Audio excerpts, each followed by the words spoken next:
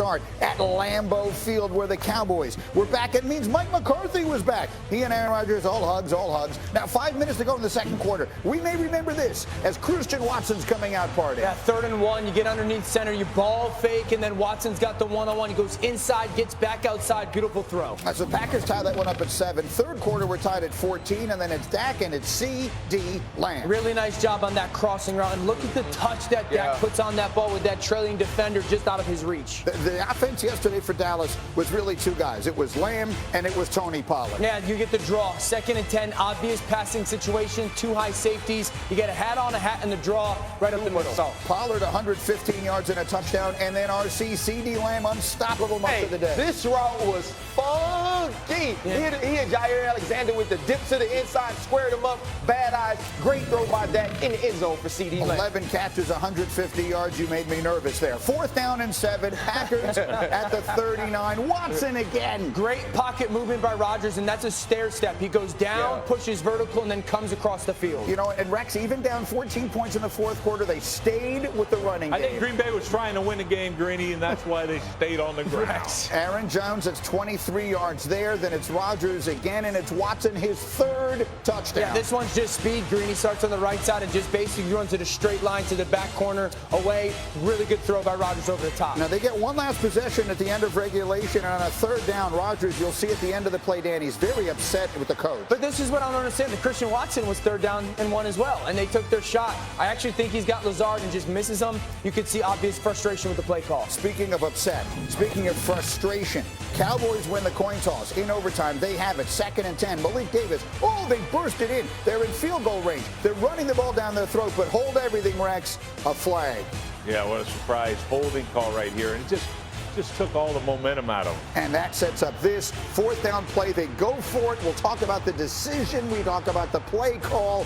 One way or another, the Slam it down. Frustration Slam it from McCarthy. So that means that the Packers get the ball back. A field goal wins it, and Lazard sets it up. Greeny, nice check at the line of scrimmage. He changes Allen Lazard's route from a block to a fake block and slant. You got vacancy in the middle of the field. See his emotion right there. Everything was try to get into field goal range. That play does it. Mason Crosby nails it. That's your ball game there on the 28-yard field goal. Rodgers throws 3 touchdowns. Prescott throws 3 touchdowns. Packers' losing streak is over. What a day. Here's Aaron.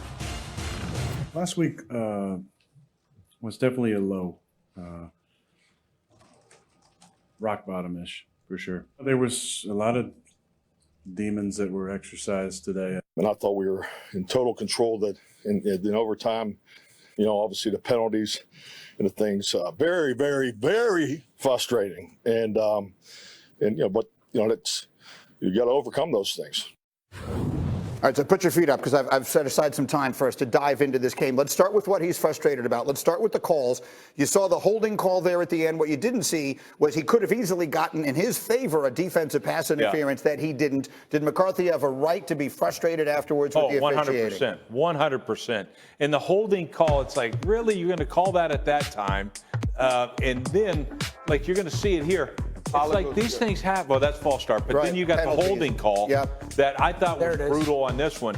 But because you see that interior fighting probably hadn't been called all day. So be consistent. And then the pass interference they missed, where the guy he ends up, he was over the top of the guy before the ball got there, should have been called. So when you see him throw the headset down, it was about that. It wasn't just about them not converting on 4th down. That said, the question yesterday coming out of this from a Cowboys standpoint, they had a 14-point lead in the fourth quarter. They can't hold on to that. The mistakes, the penalties, etc. Did you see things that concern you from a Cowboys standpoint? This is how the Cowboys lose.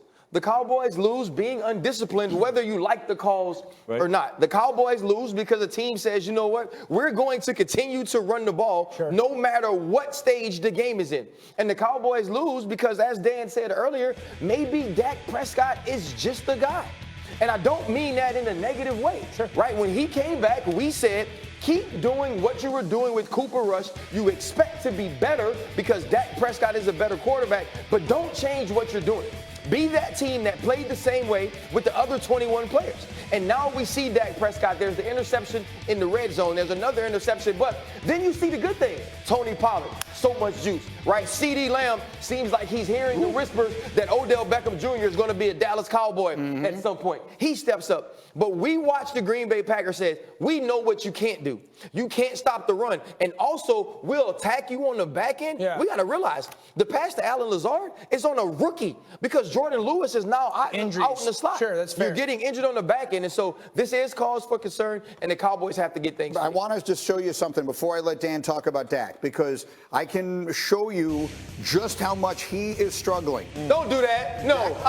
Nah, I quit. Dak Prescott. Nope. Tad is not going to like this on one. 3rd and 4th downs. His numbers were the worst we have seen from any quarterback since Tim Tebow. Ryan Clark is walking out of the studio. The numbers are what the numbers are. I want Cowboys fans to know I did not make that graphic, okay? Just so you guys know. I think like this is a real conversation, though, Greeny. It's a warranted conversation. They need him to, at some point, outplay the guy across the sideline who's a really good player. You know, that's a real thing. Yeah. Can we play the clip of the interceptions? Because this is where I think there's an issue a little bit with him and their offense, and it's a little bit attached to CeeDee Lamb. So this first one, I honestly believe is on the tight end. He has to go across that safety space and protect the ball. The second one, I actually think is on Dak Prescott. So Here's this is that first one. Dalton Schultz the is second one, end. you're going to see a safety in the middle of the field, okay? This is cover 2. He's got a middle read. That safety in the middle of the field, he's either thinking that CeeDee is going to, like, hook up in front of him or break across, but I don't believe that's a throw that Dak should make. Because there's so much, if the safety was low and went high, we're having a different conversation. But he's high and kind of just waiting there. That's a forced throw in that situation, and it's a huge turnover. Like, Dak has got to play better than the really good quarterback on the opposite side of the field. So, you know, like, the reality for this offense is they got out-physicaled. I think their spacing on offense was really poor. I think there's, as much as I love CeeDee's freedom, sometimes that freedom gets them into a little bit of trouble, and the lack of communication with him and the quarterback hurt them a little bit yesterday. First off, Tad, I just want you to know that Ryan Clark had nothing to do with that graphic. Had I even known they were going to show that, Tad, I wouldn't even did this stinking show. Because to do that is just – but you know what? You would have done it. Dan makes such a great point, and you want to fight it, right? Because I think we all waiting for Dak to take that next step up and become a part of that elite tier, which he looked like at the beginning of the season last year. We watched him outduel these type of quarterbacks and have this team in those games. But we're not seeing it with Dak this year. We're not seeing it since he's come back from the injury. And so when you watch this team, Dak was supposed to take him to that next step that Cooper Rush couldn't after winning 4 or 5 games starting. And we didn't see that yesterday. And whether it's the Dallas Cowboys defense not making those impact plays and getting him the ball late, or just Dak Prescott not making the play that you need, this team didn't look like a playoff contender. RC, I think like a little bit in their pass game has to get a little bit more very rules-based rather than very freedom-based. Yeah. You know, especially with CeeDee, because this isn't the first time this has shown up a little bit where there's been miscommunication by both parties. We're in November. You got to clean that up offensively. Can I just say that one team was beating the other team by 2 touchdowns in the 4th quarter? They also got that. And one of those teams threw the ball 20 times in the game, and the other one threw it 46. And it was the team that was winning that threw it 46, even though they were averaging over 5 yards a carry when they ran it. So there's a lot of questions about some of the offensive construction. That said, let's go to the other side. We have to let Dan take his victory lap, guys. You guys have to take you got to take it, because you have been piling on Dan week after week after week on the Packers, and yesterday they finally did it. What did you see, Dan? I laugh at him. I'm intimidated by our city. This is what I thought this offense would be. Go. And this is why it's been so hard for me to let go, because not only the running, but putting the quarterback under center and then finally doing something off of that to help your pass game.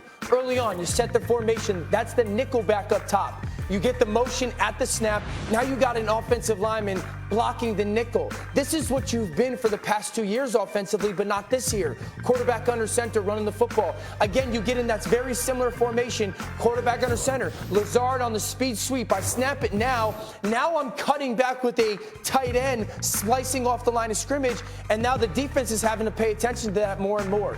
Then we get to 3rd and 1. This is Watson at the bottom of the screen in one-on-one coverage. Everybody else in the defense is committed to stopping the run. He inside releases, gets stacked on top, and it leaves space for Aaron Rodgers to make the perfect throw. What did we say, or at least I said, they weren't going to ask Rodgers to be great. They were just going to ask him to make a couple great throws a game. And if they can do this moving forward, but it's got to be the commitment, Matt. Like, it's got to be the commitment to doing it underneath, to using the at-the-snap motion to help numbers or leverage or angles. And then it's got to be the play action off of that stuff, look-wise, to help them. Remember on NFL Live, we talked about Matt LaFleur having to go back to his roots, right? Yes. And be exactly what he was before he got with Aaron Rodgers and before he got comfortable. We finally got to see that from this team. Now, do they continue to do that? And I think when Aaron Rodgers said this team hit rock bottom, you know what rock bottom does a lot of time? Right. It make you change some crap. Right. Yep. Right? We hit rock bottom and we feel like, you know what? We just lost to the Detroit Lions, who were giving up 30 points a game, had never given up less than 24 this season, and we can't score 10. So obviously, whatever the hell we've been working on ain't working. Yeah. Rex, it's just the formula. Again, Rodgers threw 20 passes. Jones and Dillon combined for 37 carries. Is that a formula for the Packers to still have a season where something good could happen? No, absolutely is the formula, and I've been talking about it since week 2. Right. On that they need to do this because Aaron doesn't have those guys outside. Right. The kid, if we think this guy's going to score 3 touchdowns again, we're crazy. But he did yesterday. He changes their offense. But I will say this: I've been saying, how do you get separation for a receiver? There's 2 ways, Run Rex. the ball in play action. More blockers in protection, and the threat of running the football allows receivers that are developing. But you got to do more it time from to underneath separate. the center. If you're Green Bay, Absolutely. if you're Miami, you don't have to, right? Because if you're Green Bay, that's got to be your DNA. If they do you that don't have and the Watson same stays receivers healthy, Miami. But 100%. you know, do you know how hard it is to have Aaron Rodgers and say that though? Yeah. Run it 37 You're times right. You're and right. only pass it 20. But here's the stats: 28-1 when Green Bay under LaFleur and Rodgers when they run it at least 40% of the time. Well, look at that. Look at the number at the bottom of your screen. That's the highest percentage of any game in Rodgers' career that they designed runs. They've never done it before. They found a way to beat a really good team in overtime yesterday. We'll see if it's the beginning of something for Rodgers and the Packers.